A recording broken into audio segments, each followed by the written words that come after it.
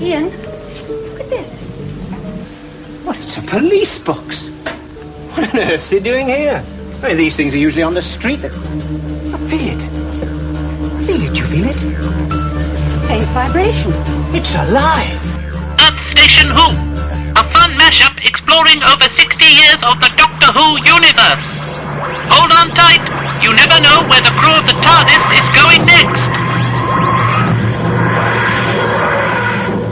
Howdy, Whovians, and welcome to another episode of the Earth Station Who podcast. That's right, folks. We are back, and we are going back to the 11th Doctor era.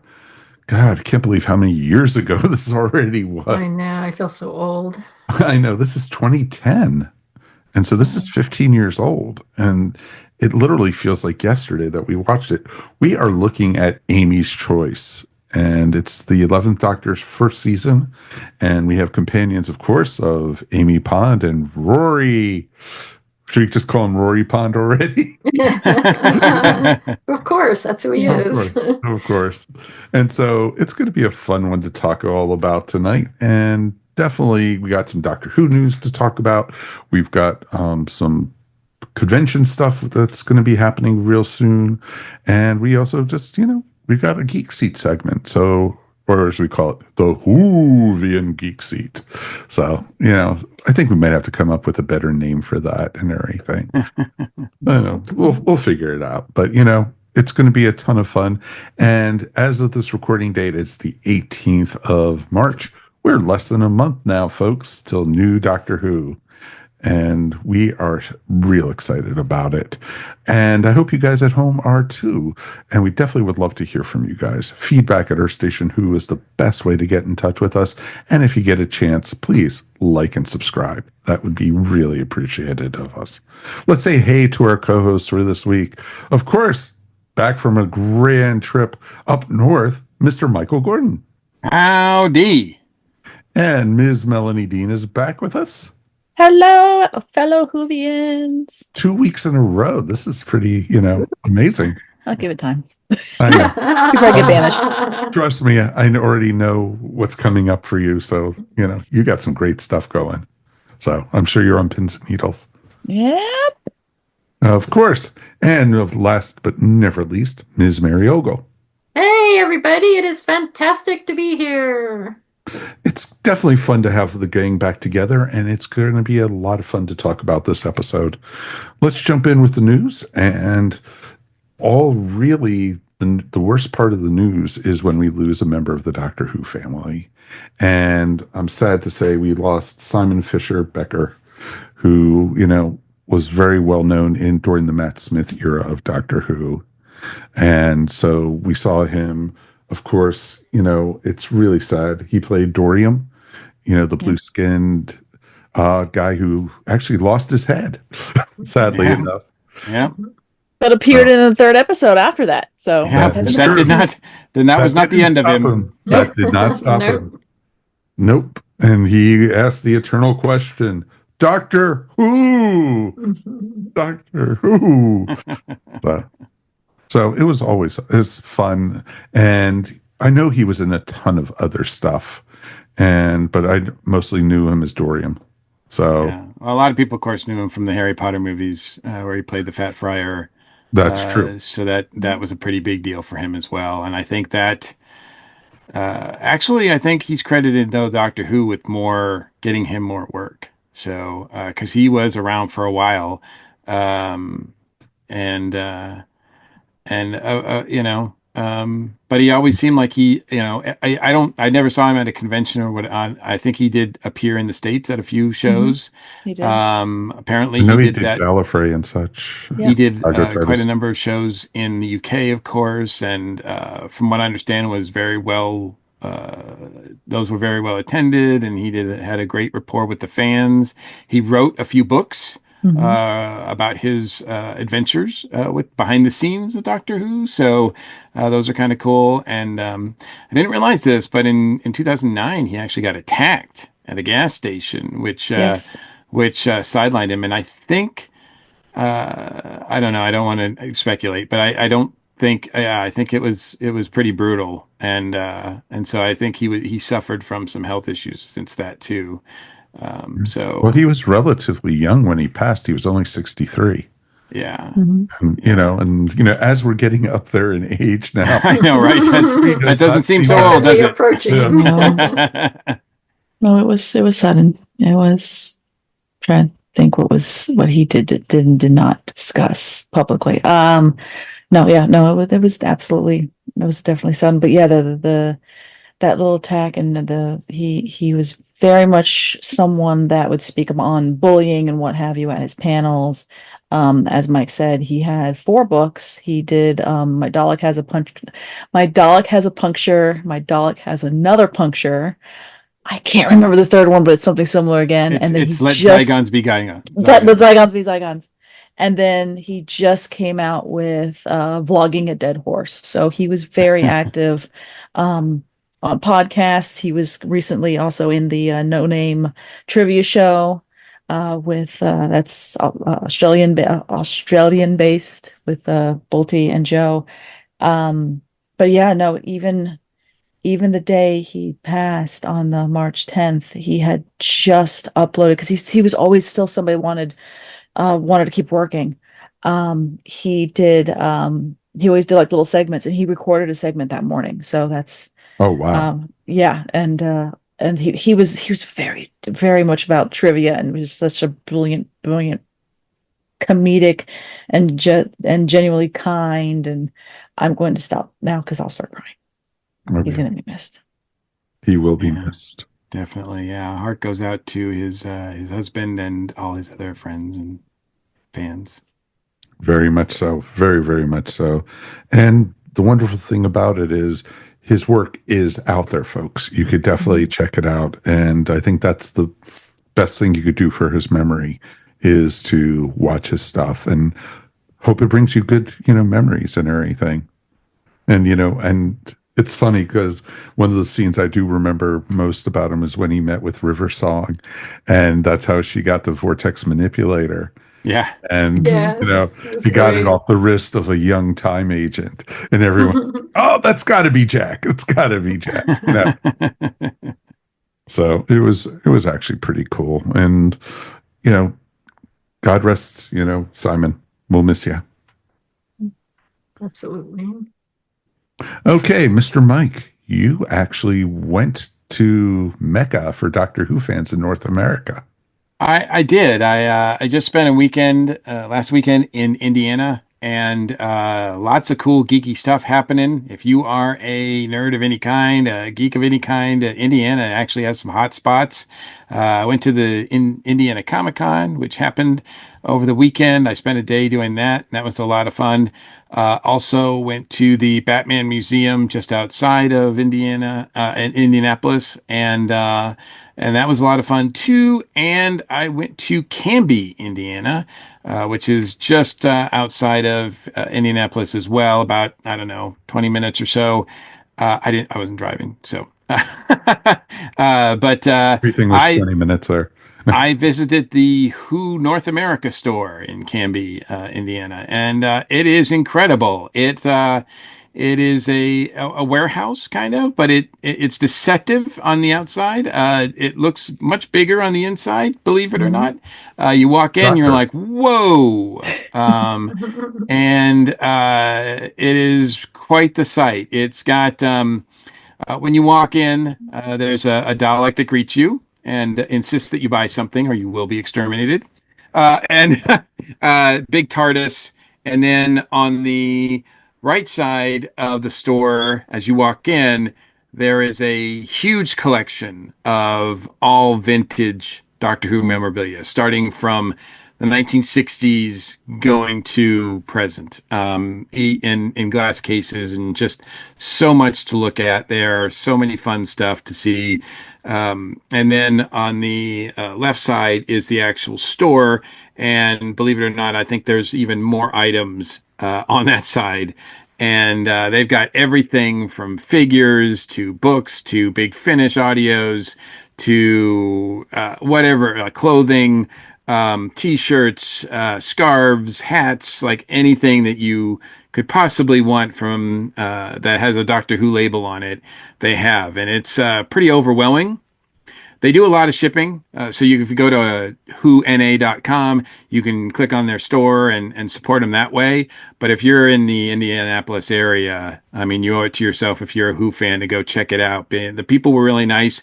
They've got a Doctor Who pinball machine that I think is free. I don't think it needs any coins or anything. So I love that pinball machine. It's so fun to play. So we were having some fun with that. They have a viewing room. And I believe that when there's new episodes, they actually have people come over. You can come over and watch the new episodes in this viewing room. But it's constantly playing Doctor Who stories. They say they don't do a lot of shows anymore. They were not. They usually were at the Indiana Comic Con, but they've stopped doing that for reasons, I guess. Yeah, they said that they get a lot of people that come in and look around and are just amazed that it's here. But I guess it has to be somewhere. So it's an impressive store. It really is. I remember that they did have a table set up at when Mary and I went to Gallifrey. Gotcha. They had a set up, and it was like, I looked at Mary and said, "Road trip to Indiana?" She's like, "No." No. Yeah, it's pretty crazy. I pack light for my trip, so I didn't really want to come back with it. I couldn't come back with anything too bulky. So the only thing I purchased from them was a collection of Sarah Jane Smith stories. Sarah Jane Smith, roving reporter. Very cool. That's got a forward from Elizabeth's daughter. So I look forward to reading this because they have a ton of like books that are hard to get. And obviously, if you're in the area and you want to save on shipping, just go load up on stuff. So next time I'm in town, I will be more prepared. Maybe bring a empty suitcase that I can just fill with stuff. So. But yeah, I would definitely encourage people to check it out. It's like I said, whona.com is the website, and they were great. They mentioned we talked about the podcast, left some promo cards there. So if anybody picked up a promo card and is listening to us for the first time because they checked us out and discovered us at Who North America, howdy. Thank you. Yep. And definitely we'll have a link to it up in our show notes also. So please, we'll definitely, check it out.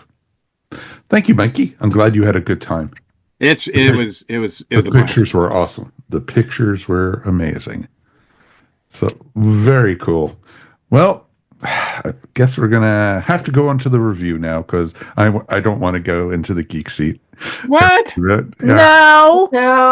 How dare. Nice try. No, come on. Don't we want to talk about Amy's Choice? We got to really... After the geek seat. Yeah, after the geek seat, we sure do. We got to... Dun, dun, dun. I think they've spoken, Mike. I think you're overruled. Okay. All right. It's my turn to take We'll strap you down. Oh, God. It's been a long time since I've been strapped down. Respectfully. Yeah. With consent. Exactly. Well, married for 22 years almost, it's been a long time. They're not not those kind of straps. Yeah. Nope. Not going. Sorry. Yeah. Sorry. That's fantasize in your own time. Thank you again for those who just tuned in by looking at those little cards for Who North America. I promise it gets better. Family friendly on the show. Yeah. No, well, actually, this is kind of par for the course. So. Yeah, this is us. This is us. And if you're just listening to it for the first time, because I know eventually we'll get around to it, if you're a general fan, we do apologize in advance. Okay, so now, as far as the geek seat, the Whovian geek seat questions goes, Mike, are you ready for your first question? I am ready. Throw it at me. All right. Who was your first Doctor? My first Doctor was Tom. Tom Baker was my first Doctor. I actually discovered him by accident. I was flipping channels. I was like 8 years old. And so this is like 77, 78. And what market are you in? I was living outside of Washington, D.C., but we had cable. And if we turned the cable box and played with it a little bit, we were able to get WOR from New York, and they were actually showing the pyramids of Mars. Mm. And so that was my very first episode. And I was like, "Oh, this looks cool." This guy with the dog face, and the mummies with the big chests and everything. And I was just hooked from there.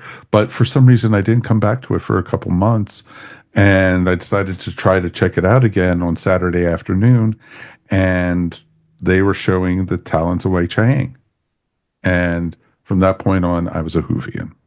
Nice. So, so that being said, which doctor would you want to travel with? Oh, has to be Patrick Troughton's doctor, the second doctor. Ah. It would. Patrick always, was always very whimsical, but he could turn dark very, very quickly. Kind of like Matt Smith in this episode we're going to be talking about tonight. And so it was very interesting to do. And I liked his relationship with the companions. And, from going with, Jamie and then Victoria and then Zoe, of course. And, you never knew where they were going to end up. And you didn't know, the doctor at the point didn't really know how to land the TARDIS. So half the time it was landing upside down or sideways or, on the side of a cliff. It was just always fun. And I think that would be a great adventure.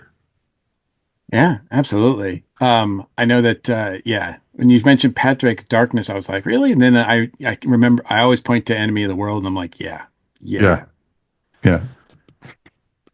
Very cool. What doctor would you not want to travel with? Oh, that's easy. Colin Baker. That's what everybody says. And I think that's, I will be so surprised if someone ever answers something different. First I need to wear sunglasses the whole time from that garish outfit he had. And then, couldn't turn my back on him because I wouldn't want to get strangled. Truthfully, you don't know any, the doctor does have a history also trying to hit people with rocks over the head. So, Oh, you're right. Yeah, The handwriting was on the wall from the very beginning. Absolutely. But yeah, not that I blame him from trying to strangle Perry, but I don't, but I still wouldn't want to travel with Colin. And Colin is a very nice gentleman. I've met him multiple times, and he is one of the most pleasant people to hang out with. Even, we've done dinner with him and such. So it's kind of cool. So. Gotcha. So dinner with Colin is great. Traveling, not so much. Okay. Not so got much. That. I got that down. What geeks you out the most about Doctor Who? I love Doctor Who because it's a very positive show. It gives a very positive impression, and it gives you hope instead of, let's go in guns a-blazing. The Doctor always comes in, hey, I'm going to give you guys a chance. I can take you wherever you want. You can, I won't, if you guys leave peacefully, you guys could go and everything. And, 90% of the time they don't. And, then the Doctor has to destroy them or, make sure that they're sorry or something. So, and that's one of the things I fell in love with, and just the camp of it also. It's, and that's one of the things I've always loved about it. And I'm glad I came to the Doctor Who era, in this fourth Doctor era in the old series, because it was campy as hell at the time. And it made it something special, and I put up with the ridicule at school and, such, being a Doctor Who fan, and probably at the time thinking I was the only Whovian. So, it was pretty cool. What turns you geek off about Doctor Who? Fandom. Can't stand the fandom. The toxic. And, it's like, I feel like it's almost every frippin' day when I'm going through on Facebook saying, Doctor Who's canceled, or Chudy sucks, or Jodie sucks, or, Capaldi sucks, or, all of them, Or Chibnall sucks. Oops. Exactly. that one's okay. That's okay. We still got to bring in the bells, folks. But yeah, fandom has gotten so frippin' toxic. There have been times I've just wanted to walk away from all fandom completely, and just say screw it. And but my love for the show isn't letting me. It's my constant fandom out there, even more than comics, even more than Funkos, even more than anything. It's Doctor Who is my fandom. Yeah. Well, and I think that's one of the things about this podcast in particular, and what keeps me, obviously I love Doctor Who and I love talking about Doctor Who, but the fact that we can bring that positivity into the fandom in our own way, I think Exactly. it makes me so proud of this podcast in particular, because we are not part of the noise, so No, we try to I rise appreciate above that. it, and that's one of the things like you just said, that I pride myself in. And we even talked about that at the panel we did at Pensacon about that we try to rise above it and not fall into the crap and the trolls, as we like to call them, and we don't put up with that crap. And and it's like, we're not going to post shit on, oh, sorry for new users, but but I know, but we don't put up with that in the Facebook group. We've kicked people out for posting fake stories or troll stuff. And go to any of the zillion other Facebook groups if you want to post that, and you're going to have a zillion people going, hey, yeah, that's awesome, keep going. We don't do that. And that's why we like what we do, and that's why we're going to keep on doing what we do and everything. Awesome. Which Doctor Who companion would you like to meet the most? Oh, well, there's a lot. Layla. It can be one you've already met. Oh, well, no, I would want to meet Frasier.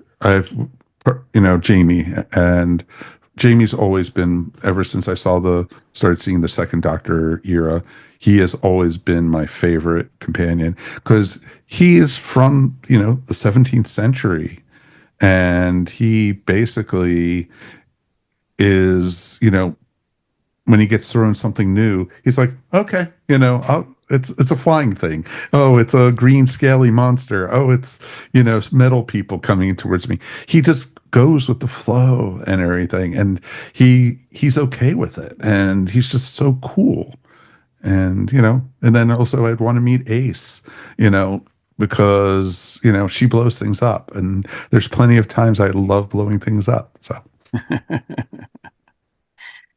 All right. The flip side of that is, what Doctor Who villain, I'm going to emphasize villain here, would you like to meet the least? I say villain because Rose does not count. Damn.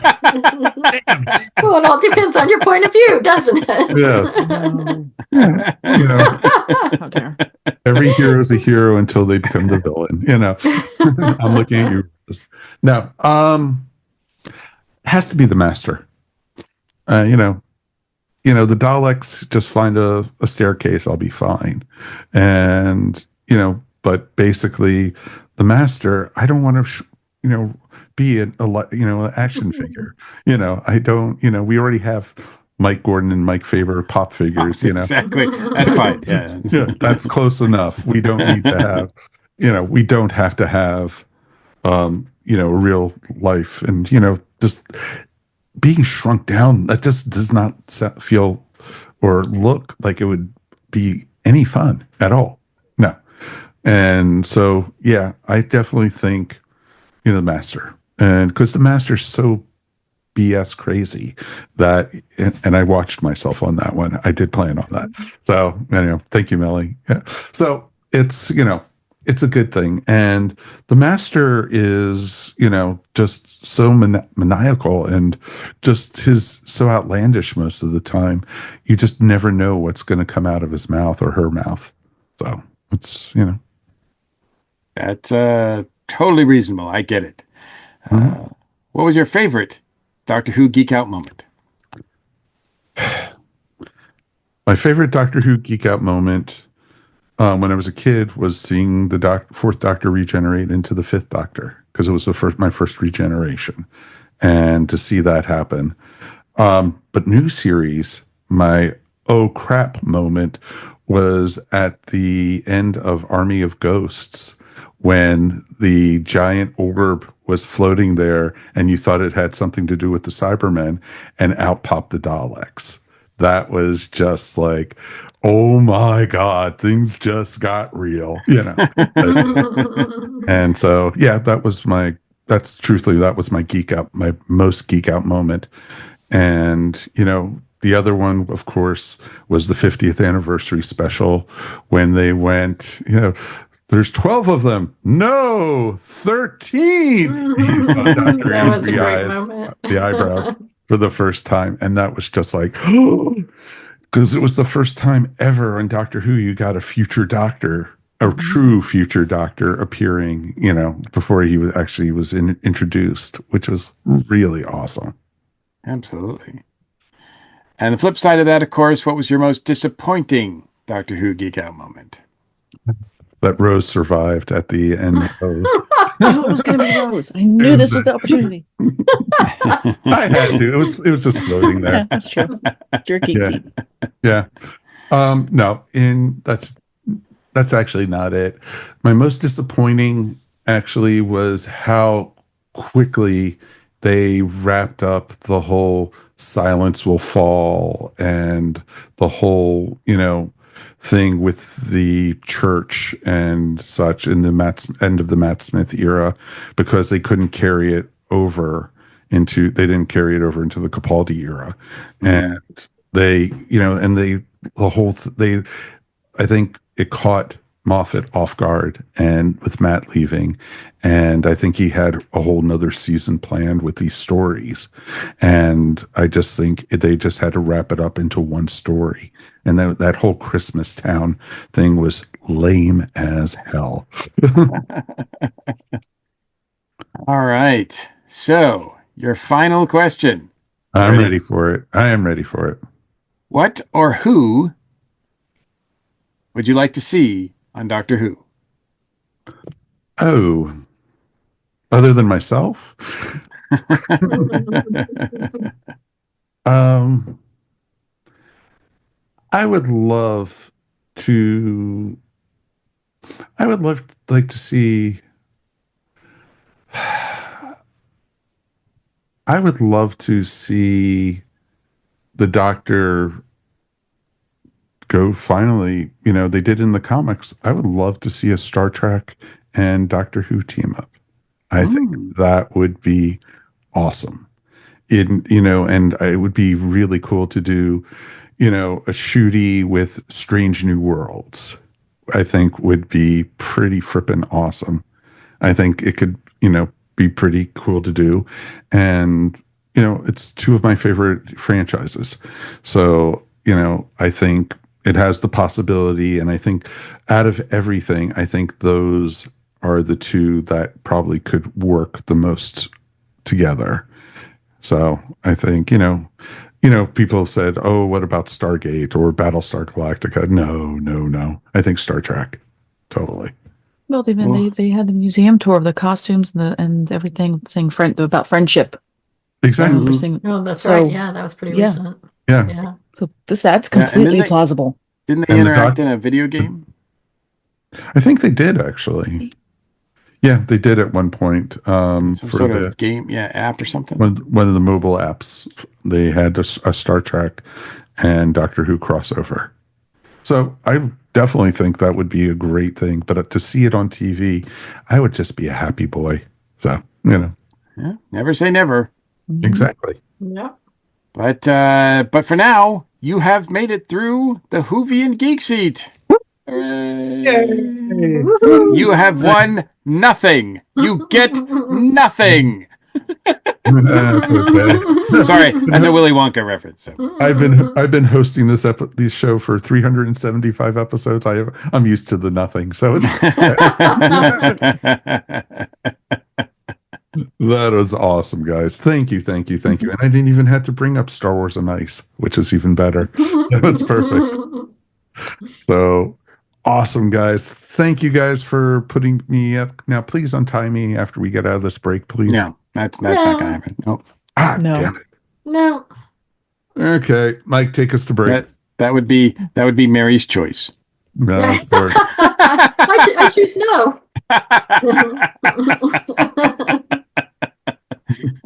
All right. I guess we'll be back and talk about Amy's choice. Welcome back. Thank God I had a little knife in my pocket, so I was able to untie myself. So I was able to get out of the geek seat. And we are talking all about Amy's Choice. We are going back to May 15th, 2010, featuring Matt Smith as the Doctor, Karen Gillan as Amy Pond, and Arthur Darvill as Rory Williams. Yay. We got introduced to the Dream Lord, played by Toby Jones, who's always great in whatever he does. Mm-hmm. So good. Mhm. So good. He was awesome. Yeah, it was just awesome. And this is an episode that actually had me questioning what was real and which one was the dream. Mhm. And I really enjoyed that. And we'll get all into this, but let's get initial thoughts from everybody, what they thought about this one. Let's start with Mr. Mike. Yeah, I haven't revisited this one. Probably since it originally aired. It's not one that a lot of people talk about. That's got no connection to everything else that was going on that season. I mean, there's nothing about the crack or anything mythological happening here. I mean, there's a couple of things that happen here, but nothing that really is referenced again. So it's really kind of more of a standalone during this time, which is rare. Especially for a Moffat episode. But although he didn't write it, I think he passed it on to I can't Simon remember his Nye. name. Simon Nye, right? Yeah. Yep. And this was his first foray into writing Doctor Who. I think he was more of a comedy writer, if I'm not mistaken. But look, I like seeing Matt and Amy and Rory when it's this early. We I think just a while ago, a few months ago, we took another look at Vampires in Venice. This happens right after that. It's that early stage where it's like it's sort of Amy has to choose between the two, and it's that's not fun. It's really, as far as I'm concerned, I like it. Sort of post this when they kind of they get away from that nonsense. Although it kind of always does hang over the series during this time, because I don't think they definitively end it here, but it is kind of nice to be addressed, in some ways. Although I don't really love the episodes that are about Amy and Rory, in their relationship so much as I do about them experiencing, different things and wonders of the universe. So, I think the way it ends too, it's kind of one of those things where it's maybe not the best ending, especially when you find out, who the Dream Lord is, but, it works. As while I was watching it, I wasn't bored. I thought it was fun. Matt is just on fire. He's always fun to watch. And Amy and Rory and Amy, pregnant Amy, is so fun. I would love a season. I'm like, why didn't we get a season of pregnant Amy? Because she is a blast. Well, we kind of did. well, we you just didn't technically know did, it. Mike. You did. Yeah, but Yeah. not really. Not really. Like not like this. But you also got Rory with a ponytail too, which was pretty fun. I mean, her like, can we not do the running thing? Like, it's just so like she's so funny, as pregnant Amy. So yeah, I liked it overall. I'm glad we revisited it because I hadn't thought about it in a long time. Okay, Melanie.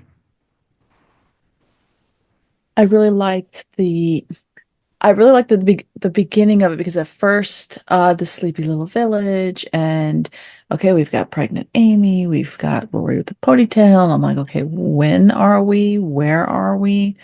I'm kind of confused on what's going on. And then when the doctor lands, and the first thing out of his mouth is, "I crushed the flower." How he crushed your garden, like all the flowers go. I'm like, you know what? The one area that's like the perfect TARDIS shaped square, that all that lawn. Of course, he would land right there. Of course. I did like how well I myself was kept guessing of which one was real, which one was fake, and then, finding out at the end. Both. Um, but to Mike's point, I've as much as there's standalone episodes that I adore Amy, I adore Rory, but I've never been one, and oh my Lord, I'm actually going to echo onto like a little bit of Rose and 10 here. I'm not a big relationships person. I don't need that in my, not necessarily, I don't need that always in my entertainment, but I'm glad that this episode happened so that maybe it could just finally be put kind of a wrestle, at least so that the dynamic would make more sense going forward. So that wasn't like this thing that's kind of looming over them at all times. But given how Amy was introduced to the Doctor, I think that was going to happen. That's going to keep happening, and that's going to keep showing off that that's going to be a thing in Rory's mind, and even the Doctor's mind, that she has to choose, which man she's going to be with, and this weird triangle. I'm just like, enough of this, but also, okay, fine. Let's if that's what this episode's going to do. Fine, put it to rest, please. But oh yeah, the Dream Lord. That what's his name? The Toby. Toby Jones. Toby Jones. Oh my! The second I realized that when he comes on screen, and after like the first time I watched this, I didn't really know his body of work yet. I just knew maybe character actor. Watching this again, because it's been a while, and realizing that was him, and you're going, now I'm realizing all the immense things that he's been in and all the other stuff that he brings to the table. I'm just like, oh, that's right. I'm in for a treat on this one. Oh yeah, okay, good. And I get to watch more of the nuances, and that of you kind of realizing that who the Dream Lord is, and especially towards the end when they get into that camper and they're looking dead at each other. Just so much is going on between with Matt bringing his A game and Toby bringing his, and all they're doing is just staring at each other, just really like that. Mm-hmm. So good. But yeah, at first I was kind of like, because I know the first time I watched this, that was my reaction. Is like, okay, here we go, the love triangle again, ish kind of thing. Watching it again was nice because now I got to really focus on Dream Lord and the plot of what was going on, and trying to find all the breadcrumbs, all the escape room kind of things of, okay, which one's the real one, which one's the fake one. I got to enjoy that ride of it. Then the second plot of who's she going to choose. Yep, I like that. Mary. I really enjoyed this episode. I mean, I've seen it a few times, and it's interesting. It is one that doesn't get talked about a lot, and you, in some ways, kind of forget about it. But when you go back to it, it's actually a really good episode, especially Tony Jones. That performance, he's amazing. The way he and Matt Smith interact is just, it's like watching a master acting class. It's so much fun. The disdain between the two of them, it was just amazing. Yes, it's just the electricity between the two of them. It's makes every scene come alive. And yes, I also am not a big fan of the love triangle. It's I mean, we're barely starting here and it's already old. But I will say that, and actually, when you look back on it, if you had seen this for the first time, it would have been even more jarring, because seeing Amy and Rory like that at the very beginning, you're like, what is going on? This is not where we left them. Because this is only Rory's second journey on the TARDIS. So. Yeah, exactly. So yeah, that was good actually. I think because that just kind of really gets you into the episode going, what is going on here? Something's real is going on. Besides just Rory's stupid hair, which is a big sign that something's going on. But yeah, it's a really fun episode. I'm sorry that this writer. Oh God, it was terrible. I'm sorry this writer didn't do more episodes, because this is actually, I think, a really good beginning episode for somebody to write. And He could have come back in the Chibnall era and maybe written a decent episode. Ding. Subtle, Mary. Subtle. Very subtle, but very well Yeah. done. But seriously, I mean, I would recommend this episode to people. I think it's a lot of fun. And yes, there's a lot of silliness to it, but this episode kind of has everything. It has horror, it has comedy, it has silliness, it has running around, it has personal interaction. I mean, there's a lot of good going on here. Well, I loved how the Doctor, Amy, and Rory were interacting with each other on so many different levels in the two different worlds, even. And that's what made it awesome, because you had a Rory and an Amy that were more mature, and they had been 5 years without traveling without the Doctor at that point. And when they settled in, what was it, Upper Ledgeworth or Upper Ledworth, yeah. Ledworth, yeah. And and remember, it's Upper Ledworth. Upper.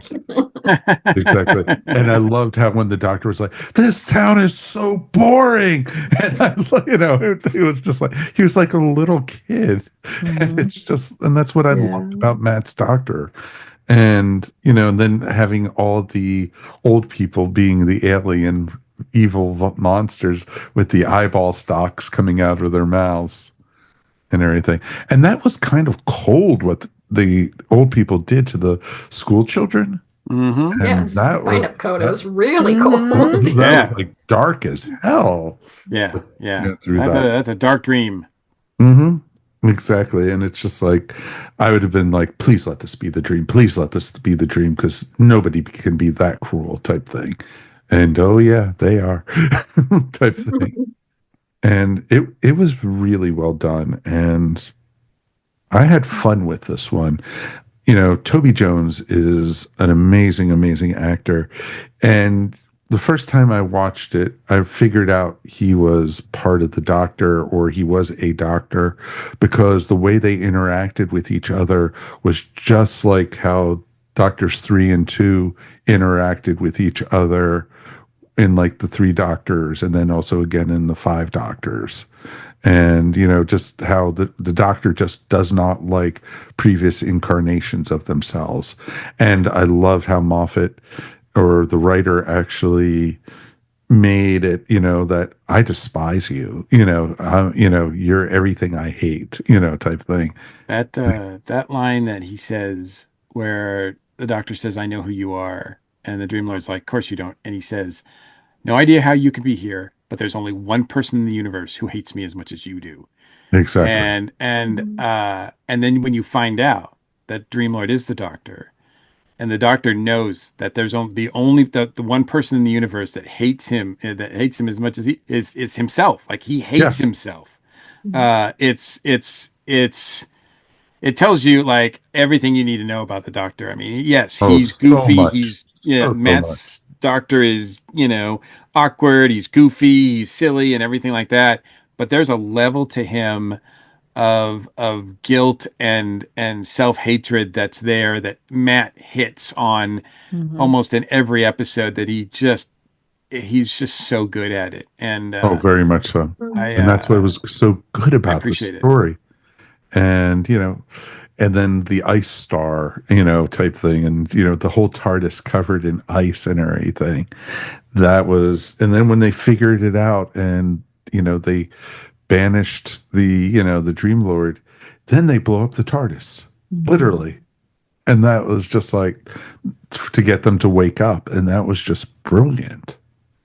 Well, even in this last new watching, I didn't catch it the first time I ever watched it, and I didn't catch it the first time I ever watched it, but this time I caught that the Dream Lord, when you finally see him, his last scene on screen, he's wearing he's wearing the bow tie, he's wearing the tweed, he's wearing the jacket, he's wearing the Doctor's costume. You see him a couple times wearing it, that outfit. Well, I realized at the very end part when it's kind of help tying it again, and then and the fact that you see his reflection in the TARDIS console exactly at the end, where I was going with that, Mikey. He's still there. Exactly.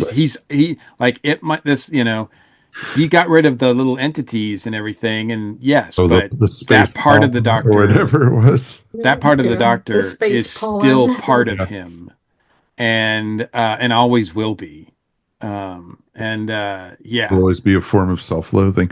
But I think yeah. most people have self-loathing some way or another of themselves, but not to this extent that the Doctor does.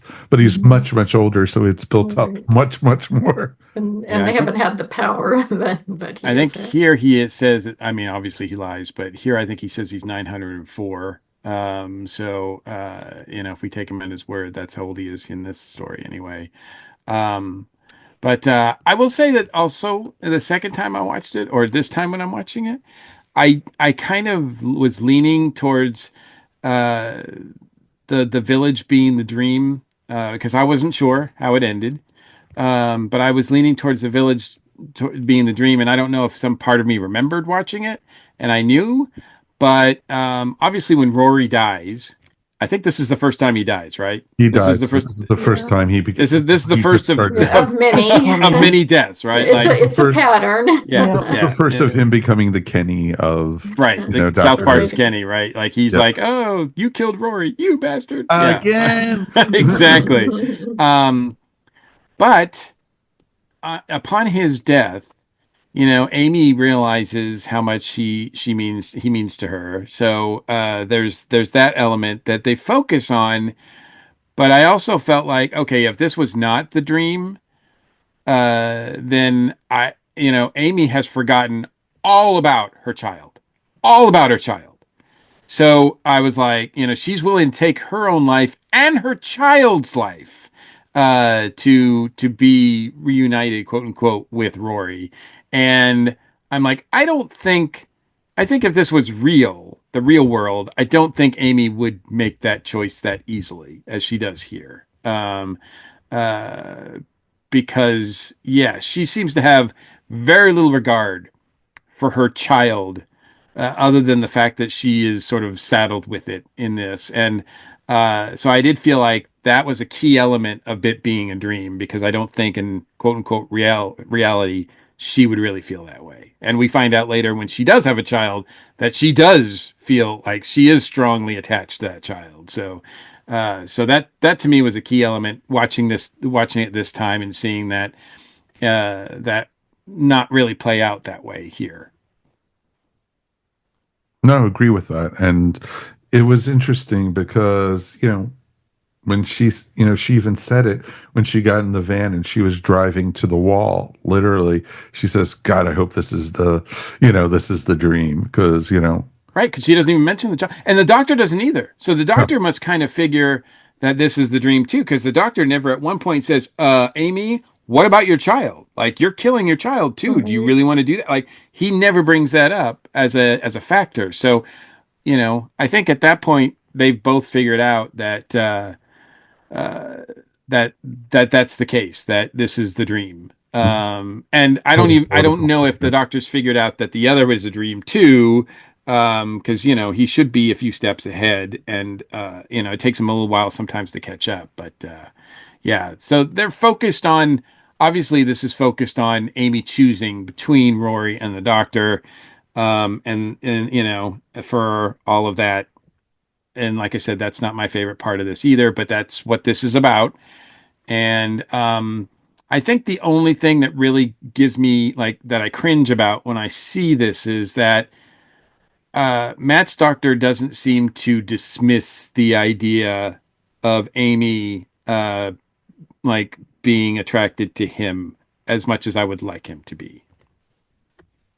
Yeah, you thought he would learn his lesson with Rose?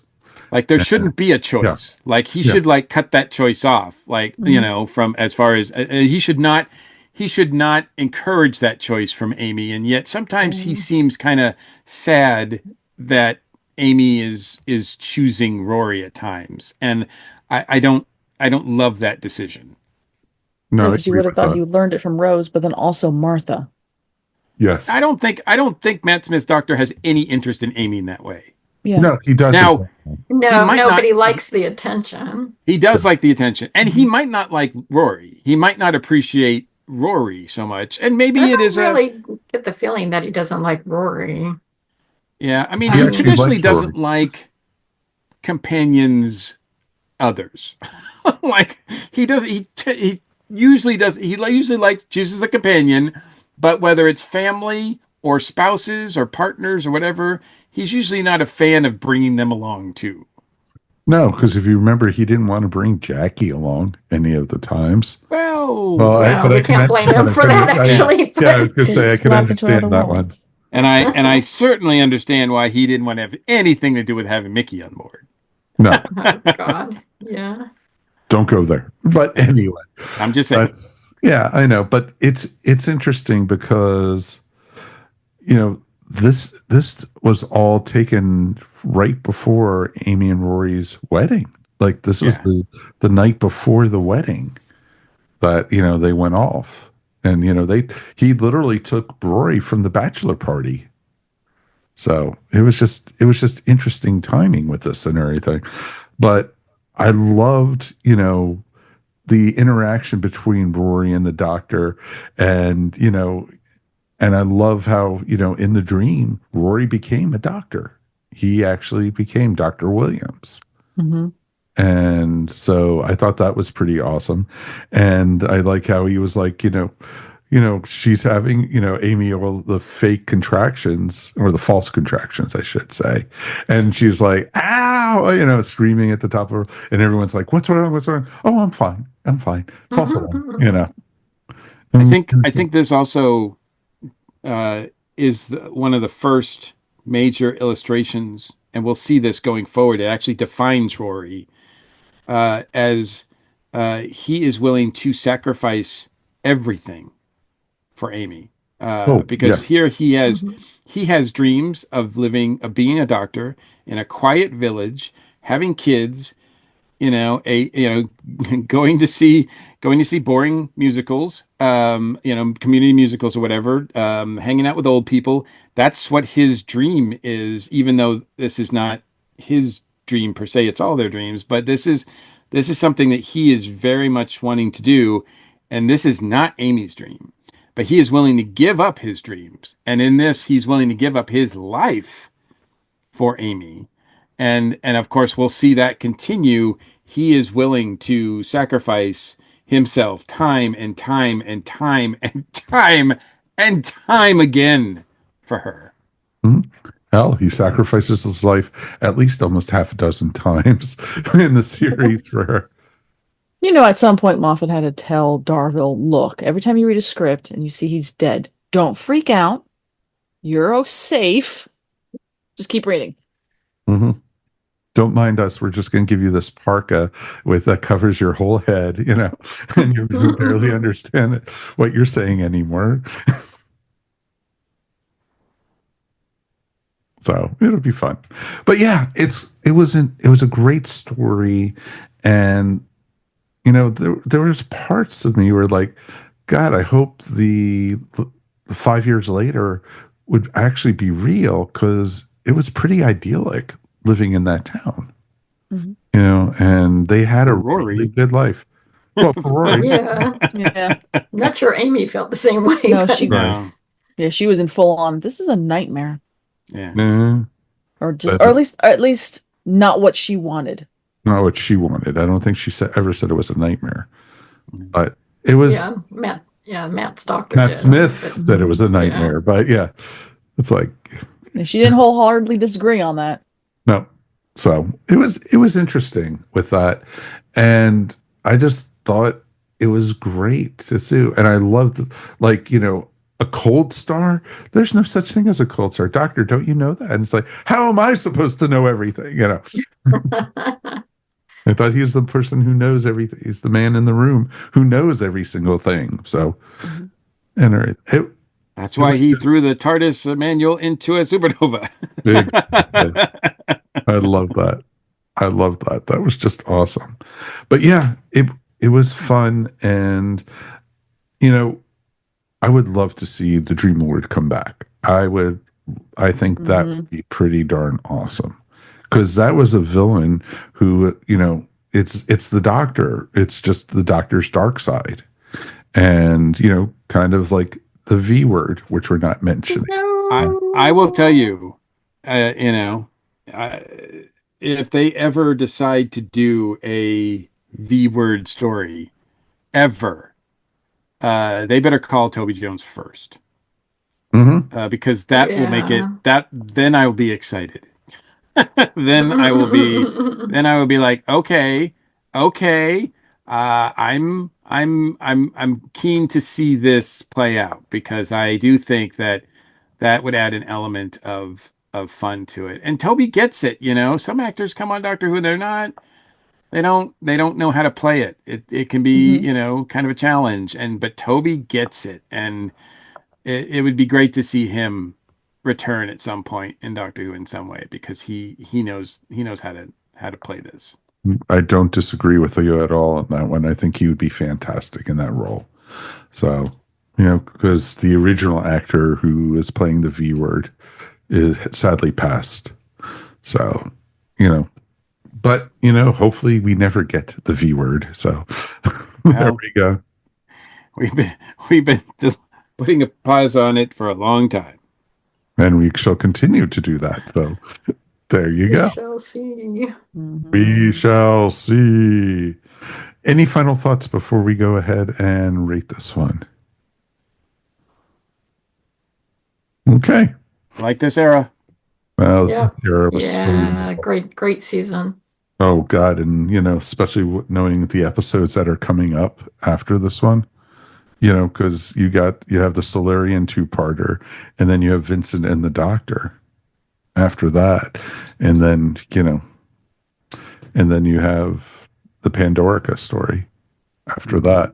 So it's just like bam, bam. Hmm. It's just awesome stuff. This Matt's first season was just amazing, and that's almost like a gold standard for that. And so, all right, 1 out of 5 TARDISes, one being the worst, five being the best. Melanie, I'm going to let you go first this time. Oh, I want definitely want to give it a solid 4. I might even give it a 4.25, but only because for me, the triangle and all that kind of stuff, not my cup of tea, but it had to be addressed and all that kind of fun stuff. But I'll go 4.25 because it was still brilliantly acted from all of the members of the cast. Brilliant. The pacing of it was phenomenal. I didn't feel like there was any real slow parts in this. It was actually kind of more up, higher, kept going. The production value was amazing that they weren't just like a little bottle episode. They were clearly in a little village for their exterior stuff. Um, the costume design was absolutely phenomenal for the Dream Lord because he just had how many things that he was wearing, even everything from like the butcher shop, or even when he was kind of when he jumped into the car with the doctor to go get Amy and Rory. He's wearing like this little kind of driver suit with the helmet in the background, like Mm-hmm. so that I thought was that was fun. So yeah, I'll give it a straight 4.25 because it's a really good episode. I loved it when they were in the butcher shop and he looked at the doctor. I bet you're a vegetarian. Yes. I love that. I love that. Okay, Mikey. I'm going to give it a solid 4. I think that is a great read. Oh, great watch. I think it's well produced, as Mel said, well acted, well edited. I'll even say well directed. There's that wonderful shot where the camera's just spinning around the three of them as they're, Mhm. saying their lines. It's well choreographed with the camera moving, with each character talking. It's a beautiful synergy. I love it when the camera and the actors sort of do this dance. It's always fun when that happens, and it works here because it puts you on edge. It's exactly what you need to do right at the beginning of this story, and the acting's great too. It's not an episode that I can say, if you're new to Who, start with this one because it's not that kind of standalone episode, but it doesn't have a lot of other baggage to it as far as some of the other storylines that were going on. But it does have this whole like Amy has to choose, and we have to resolve that situation here. So, but But other than that, it's a solid 4. It's a great watch. I'm glad we got the chance to watch it again because, like I said, it's one that I kind of just forgot about, and it was nice to revisit it. Awesome. Awesome. Awesome. Mary. I'm going to give it a 4.5. I really like this episode. The one thing I'll say about the triangle is I think it's okay to explore things like this. I mean, people of that age are being pulled in all these different directions, and it's, you're trying to decide which way you want your life to go. And you've got the people telling you to settle down and the people telling you to live your dreams, and it's very hard to decide what to do.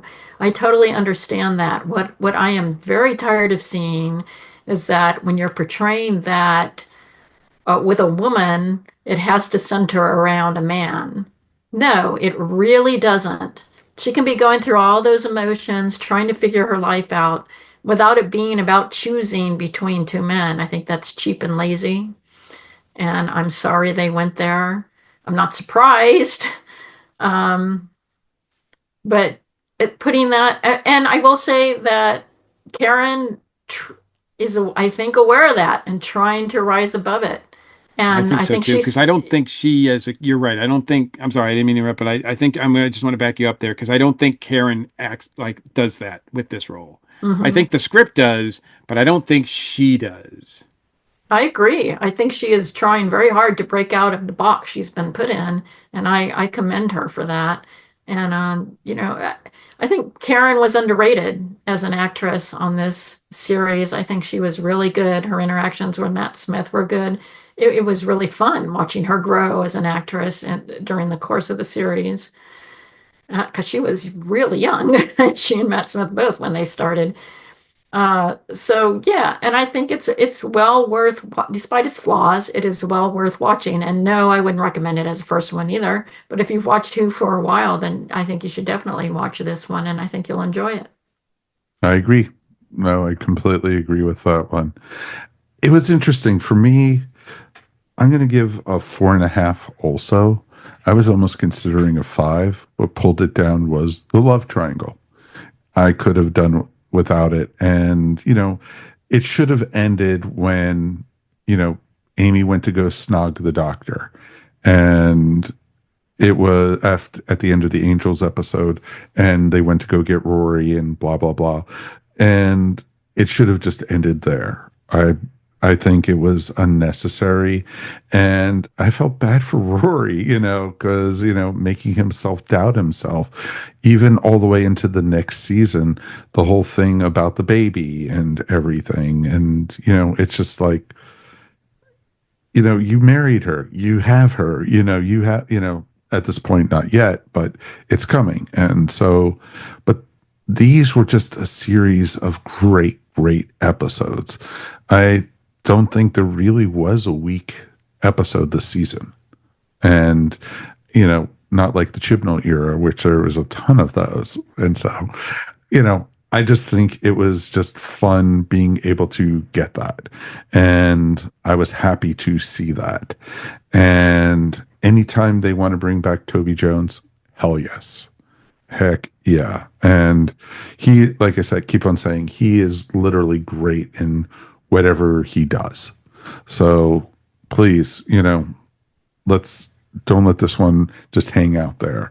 I want to see that character back or him playing something else on Doctor Who. Hell, put him as the next Doctor. That would be pretty amazing. But then people complain, oh, he's white, he's too short, he's not attractive, he's not David Tennant, blah blah blah blah blah. So that's our bitching for the night, folks. It's cool. So we definitely would love to hear from you guys. If you made it this far into the episode, please leave us feedback. We would love it. Feedback at earthstationwho.com. If you want, please take 2 seconds. Hit the like button. Hit the stars if you're listening to us. Give us a thumbs up. Like and subscribe, as we like to say. Please, it would be great if you guys could do that. And, we're growing. Our numbers are going up there. And so let's continue. Tell your friends. Tell your neighbors. If you saw the postcard at the Who store, if you saw us at Pensacon, hell, if you saw our names up on the men's bathroom, please definitely check us out. we definitely appreciate you no matter what. So, it's a good thing. So definitely let's thank our regulars for being here. Mr. Mike Gordon, appreciate you, my man. And thank you for being here. As always, it's my pleasure. And you want to promote your shows?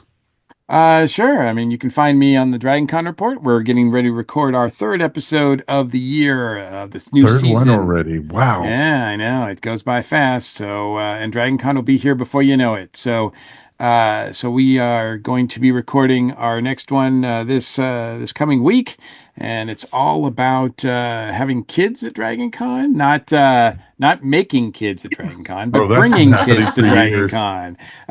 Giving birth at Dragon Con. Yeah, There's people who became grandparents at Dragon Con. Not about conceiving children at Dragon Con, but bringing them and what there is to do, what options there are to do, because Dragon Con has a reputation for a long time as being not kid friendly, but it has changed, and we are going to explore that. Awesome. And Ms. Melanie Dean, thank you so much. Thank you for having me. I always love being here. How can people find your artwork? Well, you can find me right now on Instagram at either my personal channel, which is Pieces of Melee, or my work channel, which is the stained glass and all that fun stuff, and that is diamondtechcrafts.com or Diamond Tech Crafts. Awesome. And Ms. Mary Ogle, thank you as always. Thank you. Always great to talk to you guys. And you want to promote your stuff? You can find me at maryogle.com or on Etsy at eVision Arts. Excellent. As we said, Doctor Who is right around the corner. And you know what? You could find Mike Gordon and myself in just a couple weeks. We're going to be at South Carolina Comic-Con. We will.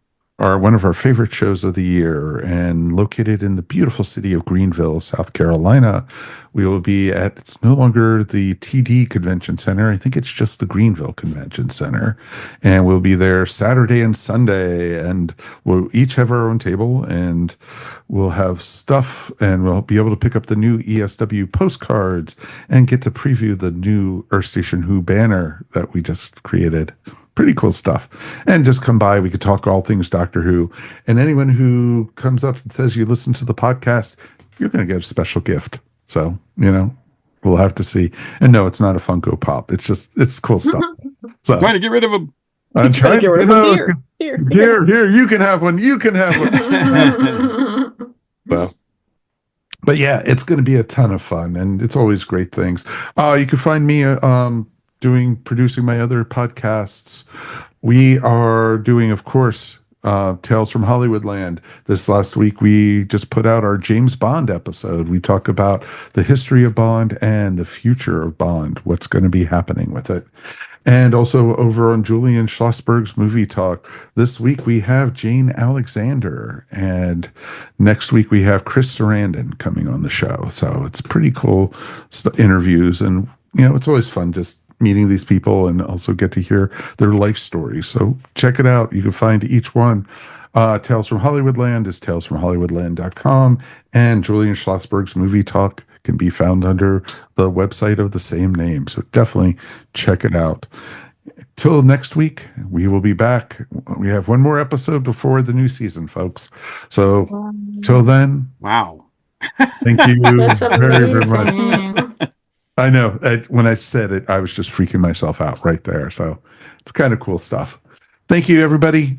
Thank you for listening. And on behalf of my crew here, thank you. And I survived the geek seats, and I got new rope marks. It's awesome.